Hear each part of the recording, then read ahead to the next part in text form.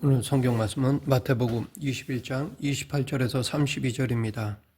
오늘 본문의 두 아들의 비유는 아버지의 유업을 이어받은 맏아들과 같이 온갖 종교적 특권과 기득권을 향유하면서 하나님의 말씀에 순종하는 듯 했지만 정작 하나님께서 보내신 메시아의 선구자 세례요한과 메시아의 말씀에 귀를 기울이지 않고 배척하고 심지어는 죽이기까지 했던 유대 종교 지도자들의 악행을 책망하고 경고하기 위해 주신 것이었습니다. 또한 이 비유는 구원은 유대인이든 이방인이든 그리고 그 어느 시대의 사람이든지 간에 진리를 듣고 아는 자가 아니라 그 진리를 받아들이고 순종하는 자가 얻을 수 있다는 것을 보여주기 위해 주신 것이기도 합니다. 이 시간 이 비유 안에 담겨있는 교훈에 대해 알아보겠습니다. 이 비유에서 어떤 사람은 하나님을 두 아들 중 맏아들은 스스로 경건하다고 생각하는 유대 종교 지도자들을, 둘째 아들은 겉으로 보기에는 하나님께 반항적이고 반율법적이던 세리나 창기와 같은 사람들을 가리킵니다. 오늘 본문 28절에 보면 어떤 한 사람이 두 아들 중 맏아들에게 오늘 포도원에 가서 일하라고 지시하였습니다. 맏아들은 아버지의 뜻이 무엇인지 정확히 이해하였습니다. 이제 남은 것은 그가 둘 중에 하나를 선택하는 일뿐이었습니다. 하나는 아버지의 지시대로 오늘 포도원에 가서 일을 하는 것이었습니다. 다른 하나는 포도원에 가지 않는 것입니다. 만약 그가 포도원에 가서 열심히 일한다면 순종하는 아들로 칭찬을 듣게 될 것이고, 가지 않는다면 아버지를 슬프게 하는 아들이 될 것입니다. 어쨌든 최종적인 선택과 결정은 그의 몫이었습니다.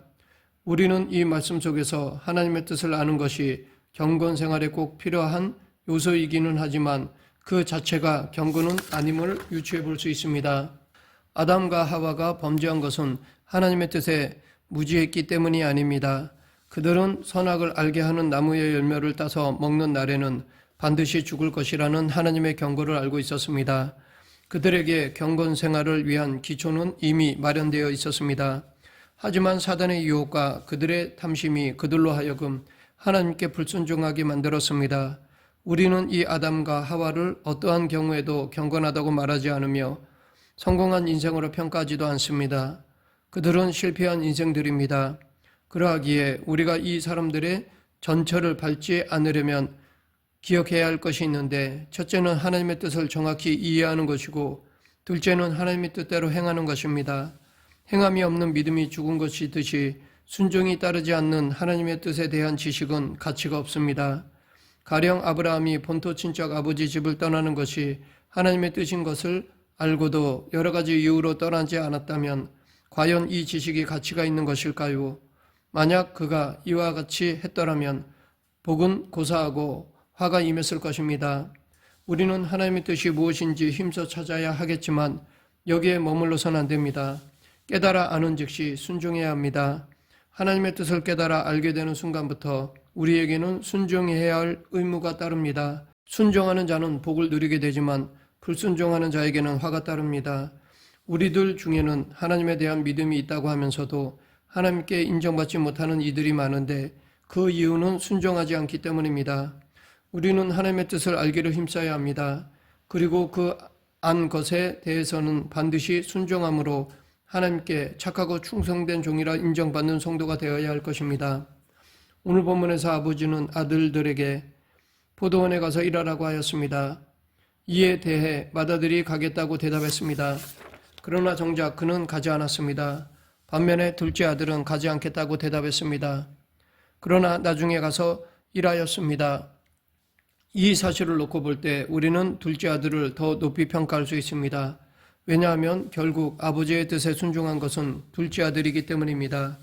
그러나 둘째 아들도 처음에는 아버지의 뜻을 거역했다는 점에서 두 아들은 모두 아버지를 흡족하게 하지 못하였습니다.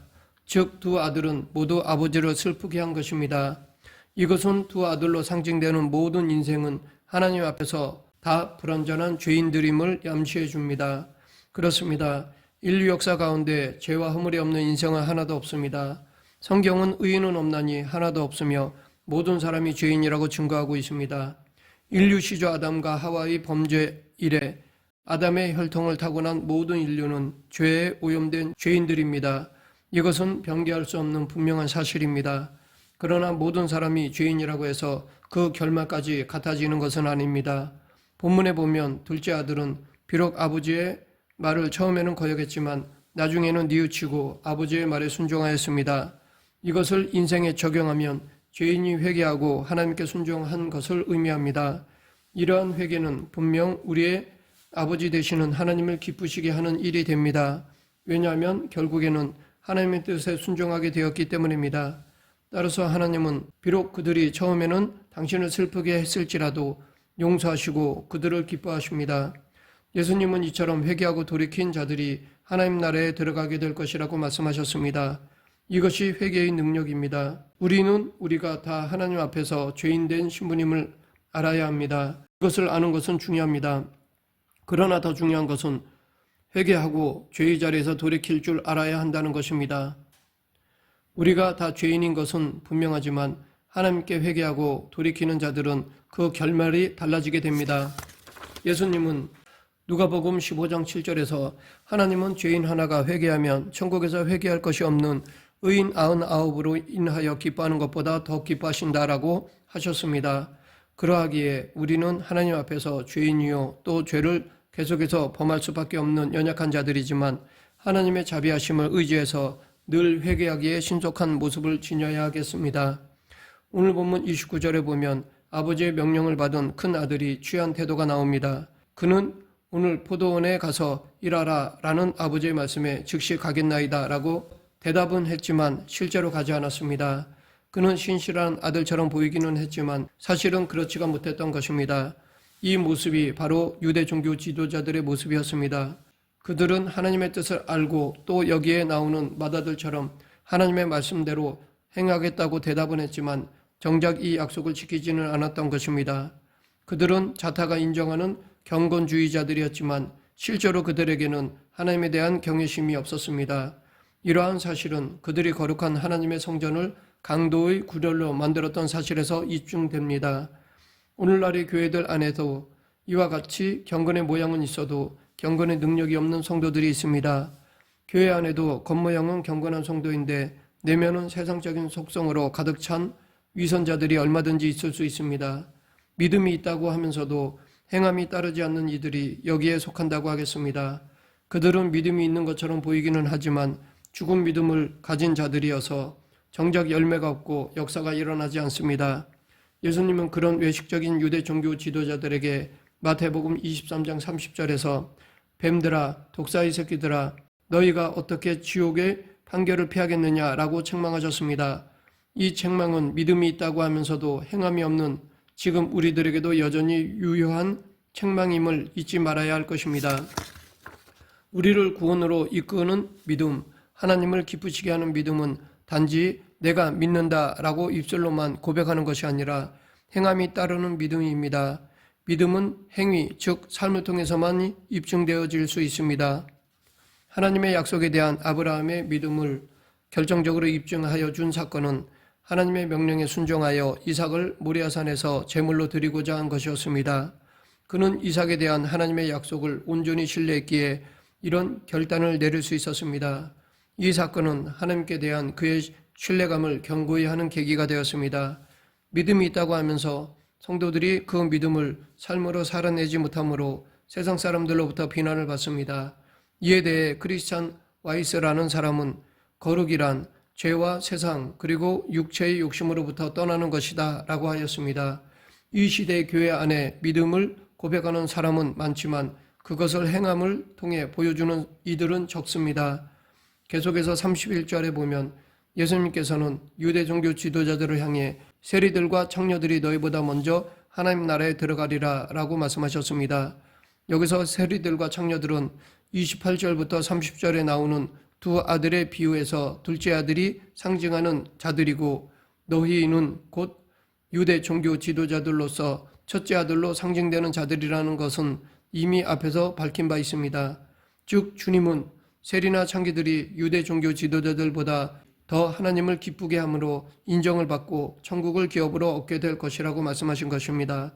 이것은 한마디로 먼저 된 자가 나중되고 나중된 자가 먼저 될 것이라는 교훈에 대한 선언입니다. 당시 세리나 창기들은 외적인 면으로만 보면 유대 종교 지도자들과는 비교할 수 없는 죄인들이었습니다. 그러나 그들은 자신들의 죄인된 신분을 인정하고 예수님의 말씀을 듣고 회개하여 예수님을 구주로 영접하였습니다. 반면에 유대 종교 지도자들은 그들 역시 죄인이면서도 스스로 의인인 줄로 착각하며 교만히 행하였고 회개할 줄 몰랐을 뿐만 아니라 그들을 구원하시러 오신 예수님마저도 배척하고 마침내는 십자가에 못 박아 죽이고 말았습니다. 그러므로 예수님은 세리와 창기가 유대 종교 지도자들보다 먼저 하나님 나라에 들어갈 것이라고 하신 것입니다. 그런데 여기서 먼저라는 말은 우선이라는 의미보다 유일 또는 오직이라는 의미가 있습니다. 즉 예수님은 회개하고 당신을 구주로 영접한 사람만이 구원에 이르게 할 것이라는 것입니다. 이러한 먼저 된 자가 나중되는 일은 예수님 당시의 사람들에게만 있는 일이 아닙니다. 그러한 일은 오늘 우리 가운데서도 얼마든지 있을 수 있는 일입니다. 만일 우리 중에 자신이 오랜 신앙생활을 한 것으로 인하여 또 교회에서 직분을 맡고 있거나 사회적으로 신분이 우월하다고 하여 다른 사람들을 함부로 판단하고 정죄하며 교만히 행하는 사람이 있다면 그는 분명 먼저 된 자이나 나중되는 자로서 바깥 어두운 곳에서 이를 갈며 후회하게 될 것입니다. 그러므로 우리는 하나님과 사람 앞에서 겸손히 행하며 자신을 더욱 복종시키는 삶을 살아야 하겠습니다. 세례 요한은 죄 때문에 하나님께 받아들여질 수 없었던 사람들에게 회개의 세례를 전파함으로써 하나님 앞에 받아들여질 수 있는 의의 길을 선포하였습니다. 이러한 세례 요한의 회개의 세례를 세리와 창녀들은 믿고 받아들였지만 유대 종교 지도자들은 그의 정체에 대하여 질문하는 것 외에는 어떠한 관심도 가지지 않았습니다. 즉 세례 요한이 의의 도로 사람들에게 왔다는 의미는 회개의 세례를 통해 하나님 앞에 받아들여질 수 있는 방법을 보여주었다는 뜻입니다. 사실 세례 요한의 세례 자체만으로 본다면 과거에 지은 죄의 회개를 통하여 죄에 대한 용서를 받는 것이지 죄에 대한 근본 해결책은 없습니다. 따라서 요한의 세례는 구약 제사의 의식과 같이 장차 오실 그리스도의 속죄 사역을 준비하는 예표하는 성격을 지닙니다. 반면에 예수님의 세례는 물과 성령으로 베푸시는 세례로서 죄를 용서해 주심과 동시에 지속적으로 죄에 대하여 승리하게 하는 것입니다.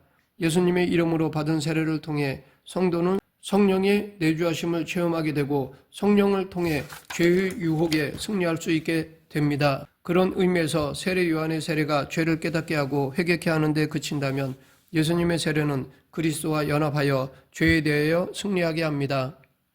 세례 요한은 메시아 되신 예수님께 백성들을 인도하는 소리였으며 의 자체이신 예수님께로 나아가는 길을 알려주는 표지판이었습니다. 그래서 세례 요한을 선지자로 여겼던 세리와 창녀들은 회개를 통해서 예수님께 올 수 있었지만 세례 요한을 거부한 유대 종교 지도자들은 예수님 또한 거부함으로 그리스도께 나올 수 없었던 것입니다. 말씀을 맺겠습니다. 하나님은 모든 사람이 구원을 얻으며 진리를 아는 데 이르기를 원하십니다. 그렇지만 이러한 사실이 모든 사람의 구원을 보증하는 표는 아닙니다. 아무리 하나님께서 모든 사람이 다 구원 얻기를 바라셔도 멸망할 자들이 있습니다. 그들은 바로 회개하기를 거부하는 자들입니다. 인간은 누구도 자기 의로 구원 얻을 수 없는 죄인입니다. 오직 회개와 하나님의 은혜로만 구원에 이를 수 있습니다. 그러하기에 회개를 거부하고서는 결단코 구원을 기대할 수 없습니다. 우리는 마음을 강팍히 하여 교만한 삶을 살 것이 아니라 회개와 하나님의 공의를 구하는 겸손한 삶을 살아야 하겠습니다. 언제든지 죄에서 돌이키는 저와 여러분이 되길 간절히 축원합니다. 기도하겠습니다. 사랑과 은혜가 풍성하신 하나님 아버지, 하나님의 뜻을 알아가기를 힘쓰되 아는 것에서 멈추는 것이 아니라 삶으로 실천하는 성도가 되게 하여 주시옵소서. 예수님 이름으로 기도드립니다. 아멘.